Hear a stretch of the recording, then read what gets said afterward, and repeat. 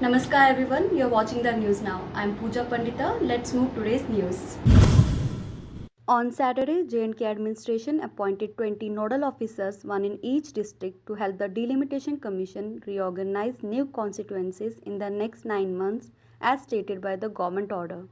The nodal officers shall be responsible for assisting deputy commissioners in providing timely information as may be sought by the commission, receiving representations from stakeholders for submission to the Commission, and any other work as may be assigned by the Commission, reads the order issued by Manoj Kumar Trivedi, the Commissioner Secretary to the UT Government. On Friday, leader of People Democratic Party and former Chief Minister Mehbooba Mufti said that attempts were now being made to create a wedge between the two regions for vested interest. She said that Jammu faced the worst brunt due to the abrogation of special status on August 5, 2019, and now the very identity of this region was at stake. She also added that her party has always put the interest in the region ahead of the organizational politics, and it was due to this reason that, respecting the mandate of Jammu, PDP took the most unpopular decision of entering into an alliance with BJP after the 2014 elections. The Jammu and Kashmir High Court has ruled that not standing up for the national anthem and not singing it may amount to disrespect and failure to adhere to the fundamental duties, but it is not an offence. The court gave the ruling on a writ petition filed by Tawseef Ahmad Butt, who had challenged the registration of an FIR against him under Section 3 of the Prevention of Insult to National Honour Act. The police registered the case against Butt in September 2018 for allegedly dishonoring the national anthem at a function held to celebrate Indian surgical strike when he was working as a lecturer in the Government Degree College Bani on a contractual basis.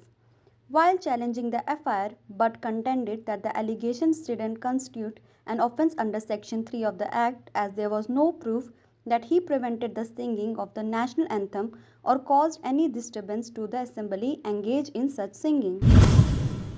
Union External Affairs Minister S. Jaishankar said on Friday that the international travel on the basis of coronavirus testing is good enough, even as some countries have introduced the requirement for vaccination and called for the need to reach an understanding.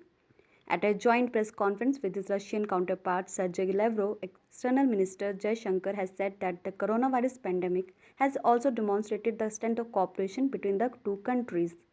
He also added that they had a discussion on how travelers of their respective countries are not discriminated against and how understandings regarding the travel of Indians and Russians to each other countries can be reached.